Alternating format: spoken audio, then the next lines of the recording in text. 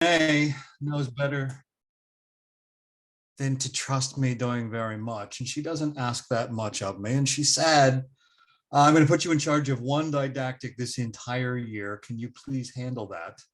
And so I'm gonna, you know what? I'm gonna really surprise her. I'm gonna hit this out of the park. So I reached out to Bill Miller. I reached out to Vanderkolk. Um, I tried to contact Ryan Day. Reached out to Selma Hayek. And I got 3 no responses and 1 cease and desist order. So you can guess which one the last one was from. And so you're stuck listening to me, unfortunately. So as Renee said, this was a longer, short presentation, longer than the 12 or so minutes that we have planned for kind of a topic introduction that we do in these that we call a didactic. So in a brief coverage, there's a lot of slides relatively to our time. There's a lot of slides in this that Kara will send out to everybody afterwards. There's this big piece in the middle that has a whole bunch of substance use prevalence measures in it. And I'm not going to spend time talking about that today. And our just kind of introductory consideration of adolescence, a little bit with co-occurring needs, but really more than anything, just with adolescence and that particular period of life that often gets overlooked in some ways when it comes to understanding them, understanding things with and for them, and then matching things to them. Very often, I think adolescents get things matched to them that are maybe a little bit better matched to either children or adults. In my experience, a lot of times I see things that were designed for adults and then backed up, and they try to match that with adolescents. And it's just not a good match because adolescents are not adults. See if I can get this to move. So these were goals if we had been together this was designed as a lunchtime series. So it was for an hour. But I recommend, because it is about the lunch hour, right, that you do follow that final goal for today, which is eat something. But really just touch on defining adolescence, maybe substance use and addictive needs from the frame of adolescence. Maybe talk about what is a co-occurring disorder, thinking biopsychosocially in our understanding of adolescence. That's pretty ambitious for 12 or 15 minutes, isn't it? But we'll see. And there will be no time for questions and comments afterwards. So adolescence, I don't know if you've heard this before. The comparison, it seems that a lot of stuff that's written about adolescence, they like this. I don't know if it's a metaphor or a simile. I always confuse those. But comparing adolescence to a fast car with bad brakes. That is that they're all acceleration and they don't utilize deceleration or braking all that well. And in some ways that is a useful comparison, in terms of what's going on during adolescence, with everything that's going on and not just puberty, but really the brain development, which is, tied in with puberty, but that turbocharges the accelerator. And then the inefficient, which is, boy, that's a bad frame for it, inefficient prefrontal cortical areas. They're not inefficient. Actually, they're extra efficient. They have extra connections. There's lots of opportunity for different directions and things with the cortical areas, and usually you hear that referred to as, the prefrontal cortex. But overall, the entire cortical development is so active during this period of life that it delays hitting the brakes. And so that's not a deficit. That's the way that it's supposed to be. That's the way that it's designed. So that comparison, fast car with bad brakes, is very risk emphasizing. It's useful in some ways. I'm kind of hesitant to use it myself because it really seems to highlight the vulnerabilities and ignores the relevant areas that really offer a lot of opportunity for great benefit for supportive involvement at this time of life. So, with everything that's going on during adolescence, and I don't think it was actually included. Not that I need to include anything in the too many slides that are here, but adolescence, as I'm framing it and considering it, and really I stole this from the National Academy Sciences, Engineering, and Medicine, NASEM, a few years ago, put out a pretty broad publication entitled The Promise of Adolescence. And if you work with adolescents, especially directly, but even peripherally, I would recommend that publication. It's National Academy of Sciences, Engineering, and Medicine, NASEM. And it's government supported, so everything they do is available at no charge. You have to register with them, and then you can access all of their publications. And it's across a pretty broad range: engineering, science, and medicine. But if you sign up on the social sciences side of things, you can access that, The Promise of Adolescence. It's an excellent publication. Considering adolescence from about the start of puberty, which is really before the visible aspects of puberty start. It's internally, a lot of times that's 10, 11, 12 years old, all the way up through transition age, adulthood, through about 25. So adolescence captures a pretty big period of life, starting at times when maybe we still consider them to be children, and well into a time when many of us consider them to be adults, but that's captured by the conceptualization of adolescence.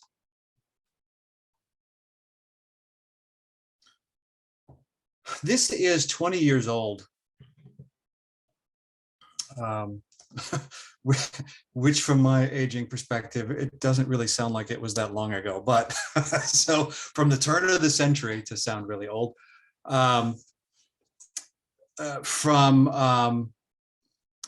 what was this? It says it right here. Oh, the Raising Teens Project. So from 2001,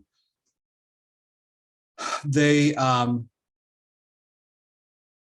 gathered several work groups of different experts in different fields around adolescence, and they came up with this top 10 list of tasks of adolescence. And I really like this in our conceptualization of what's going on during this period of life.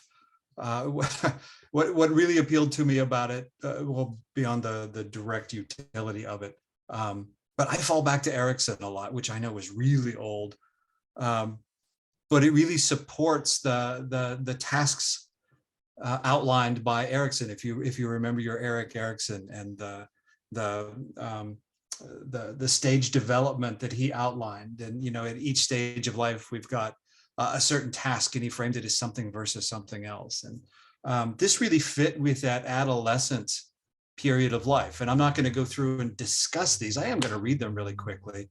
The link is there where you can find the report and you can do more reading about it. I think that this type of information can be very useful for those of us who regularly work with adolescents in terms of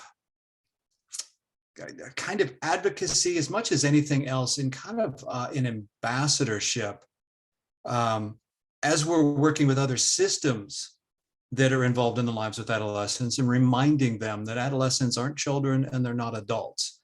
I think all the other systems, we know that, but sometimes it's easy to forget.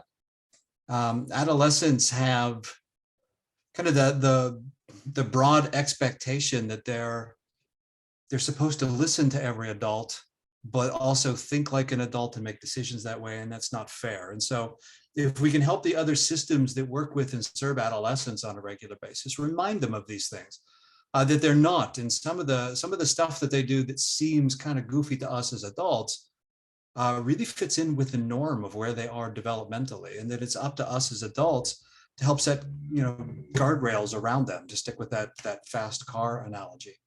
To set guardrails around them to keep them safe, but also to allow them to explore these things for a normal course of development. So from the experts, this top 10 list they developed in considering, where an adolescent should be and what are the tasks that they're working on. One, adjust to sexual maturity, physically, emotionally, and to achieve sexual maturity from a biological perspective. Two, develop and apply abstract thinking and in the ways that we have conversations with adolescents. They still have one foot in the concrete realm and one foot really moving in the direction of that abstract thinking. And the way that we can frame conversations for them and hold information in front of them so that they can practice that abstract thinking can be very important. Three, gain and use new perspectives on social relationships. And that's such a big one, right? We often think about adolescence as putting friends first, right? Who's important? It's not the family anymore, it's friends. The good news for those of you who have adolescents is research says that family does remain the most important in most instances. But really they are supposed to be moving away from family a bit and increasing the importance in their perspectives and their own self-definitions of those social relationships. Number four, new skills regarding decision-making, which is really kind of cheating because that's that's the abstract thinking, right? New skills regarding decision-making, problem-solving, conflict resolution. And we see that last one in conflict resolution quite a bit, and think about that in the way that they are manipulating information and able to problem solve. If you were with us last week, you heard Dr. McFarland refer to that and thinking about IQ testing and the way that really is, it's a measure of problem solving. And so number four is really growing into that. Number five, identify meaningful moral standards and values. And that's part of that self-definition. It's part of seeing and hearing youth, make, as is common or as is maybe stereotypical about adolescents, making those extreme dramatic pronouncements and sort of things. And it's because they're really exploring. It's not a conscientious or not a conscious exploration, but they're exploring different ways that they're considering things and thinking about their own views of things and their own moral standards and values. Number six, understand and use more complex emotional experiences as they're moving towards and into early adulthood.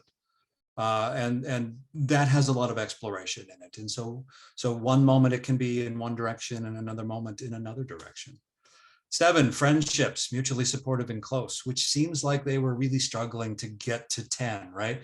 Because that really overlaps with a couple of the other ones, but maybe it's enough to separate it. But, expanding the import of friendships and the increasingly intimate relationships with others outside of the family. 8, establish key understanding of identity.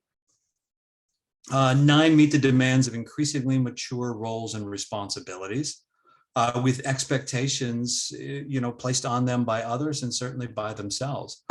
And number 10, renegotiate roles with parents and caregivers. And that certainly can be a struggle for the parent and the caregiver to adapt.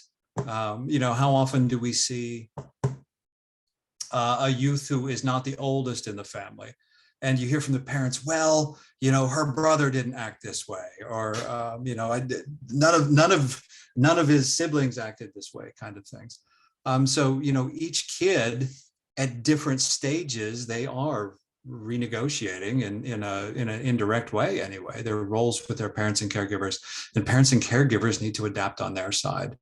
And number 10 for me really emphasizes the importance of any work that we're doing with adolescents and strongly including the family as part of that. Meaningful, sustained change for children and I'm guilty of saying especially for adolescents, because that's my bias, but especially for adolescents, meaningful and sustained change is more likely to happen and be sustained with involvement of the family. And very often we go in to situations and the family says, just fix her, and then send her back, and then we'll deal with her kind of things. But, meaningful, impactful change that is going to be sustained moving forward is almost certainly requiring the involvement of the family system in that. So number 10 really emphasizes that. In conceptualizing adolescence and in increasing understanding of the different components that are involved in it, we can differentiate the different areas of tasks, the different things that are going on in our understanding. And we do that sometimes in this echo and in case presentations. And, if you're thinking in ways of really trying to understand what's going on, you do this, you break it down into the different areas, the different domains, and assign understanding to these different domains. Individually, that understanding is very helpful, but we do have to put it together and see the points of overlap for the overall gestalt, in that conceptualization and that understanding. This type of conceptualization, it's one that I use a lot. And it makes me think about trait theory of personality development, if you're familiar with that, individual traits. We're probably born with individual traits, 5 or 6, I don't remember how many they say. And it varies by the individual. And then those really expand through experiences, and interactions with others, and it grows, and then you get that overlap. And so this is, in a way, kind of understanding those core traits for a person. And here we're talking about an adolescent. So keying in on the individual understandings, but then the points of overlap, and those points of overlap are mutually influencing. That is the cognitive aspects, the way the kid is problem solving or manipulating that information, then overlaps into their psychosocial presentation. And those interactions on the exterior then influence the interior in that cognitive development. So they're very mutually influencing. It is overly simplistic to say, oh, it's very complex. So, as an example of that here, neurological development can be considered under the biophysical consideration, or that realm, or that domain. But that is impacted by all the other domains, the cognitive skills, the psychosocial interactions, and so on. So all mutually influencing. And that's just within the individual. And then as we expand our understanding of what's going on with that individual, that adolescent, then we also consider them in the different contexts of their life. All this is going on individually, and we try to understand the individual that way, but then they don't exist as an island. They're interacting with family, hopefully, with school, hopefully, with peers and in their environment. And so it is this ever expanding conceptualization. Part of this is an understanding that's gathered through a typical biopsychosocial assessment. And that's what we hear, promoted as being the direction to go in understanding anybody, especially in an assessment process. I'm the only one that promotes this, because look at this term at the bottom. When working with adolescents, framing it from, and this is kind of a ridiculous term, but biopsychodevelopmental systemic rather than biopsychosocial. I think the ridiculousness of that made up term itself maybe helps us remember all of the different aspects that really need to be considered with adolescents, because of specifically where they are developmentally, and they cannot be considered from the same frame as adults or the children that they're moving out of. Just considering one of those realms, wondering if I want to talk about this one. Yeah, with a neurobiological development, and really this is the big piece, I think, that drives the uniqueness of adolescence. You hear the term plasticity a lot. I probably more often applied to younger children than to adolescents, but I think that this term is more relevant than to any other period of life except for infancy, except for those first 2 years. Adolescence is the second most dynamic period of brain development. every time I say it, it's hard to believe. It seems like it should go in a step down fashion, right? Early infancy, there's so much going on. But it seems like then it would go in that step down fashion where we're getting older and things are solidifying. That you'd go from, infancy to toddlerhood, the early school age, and so on, in terms of active development. But so much is happening during adolescence. I was joking about referring to Freud earlier before we opened it up to the larger community. Freud had kind of that latent period in there in his conceptualization, and it's certainly not latent during childhood, but it's not as active as it is. It slows down just a little bit until within adolescence, with everything that is starting to happen in adolescence. There's so much going on in the brain itself. And so this is a biased opinion on my part, but when we provide services, when we work with adolescents, it is the single best period of life to have impactful supportive change. That is, there's so much going on. There is so much opportunity developmentally. There is so much plasticity during this period of life. In general, not always, but in general, I've stopped referring to things as disorders. Rather, they are areas of need. And because of this plasticity, there is real hope for positive, healthier trajectories from this point moving forward in a way that is going to move forward, not just for that individually, but potentially even generationally. So working with this period of life, I think, biased, is the most important. So it offers great potential for this growth and for positive change. It's also balanced, and kind of taking us back to that analogy that I don't love with the fast car. There's also a lot of risk at this time too. If psychoactive substances are included as part of who that kid is and that kid's experiences, any psychoactive substance use during this period of life is dangerous. There's no such thing as a safe amount of experimental use. Setting a zero tolerance is not realistic in working with most adolescents, but the more of that risk that we can help be reduced overall, the greater, the greater the benefit is going to be.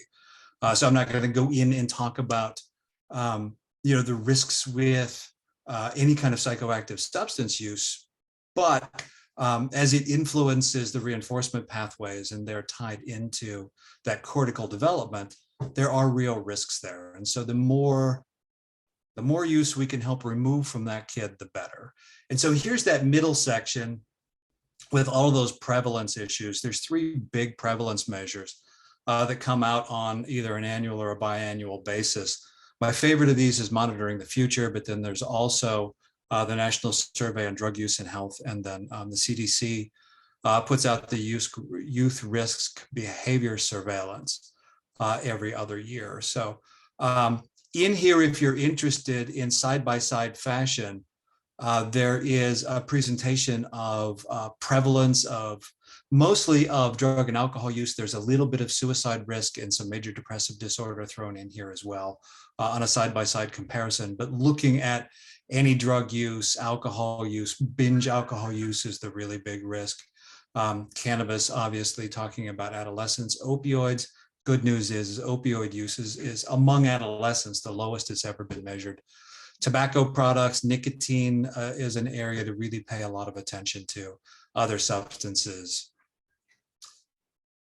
Areas of consideration that if it's something that you are looking for greater information in that area, thinking about, well, how common is it? Well, it's pretty common. Those are all there and available for you if you're interested in it. And if you email me afterwards, or really at any point, I'd be happy to to schedule something and just talk your ear off about it, but not this morning. So also included on the substance use consideration side of things are the behavioral addictions, which, in the DSM right now, all we have is gambling disorder, in the addiction chapter. So it's substance use and addiction chapter. What is probably a little bit more directly impactful for adolescents is problem gaming, or the potential for gaming disorder, which is not officially recognized in the United States through the DSM just yet. It is virtually everywhere else. Probably will be soon, and we're trying to set it up so that we can actually have a discussion about that in one of our didactics. So I am at about the top of the hour. How do I want to wrap it up? I'm going to wrap it up by saying adolescents are not adults. They're also not children. In your conceptualization of them, really try to keep those things in mind. I really strongly do recommend that The Promise of Adolescence that was published by NASEM. And that's it, because we are at the top of the hour. So I appreciate you putting up with my kind of rapid fire, almost stream of consciousness discussion of that. And I am very happy to turn it back to Renee.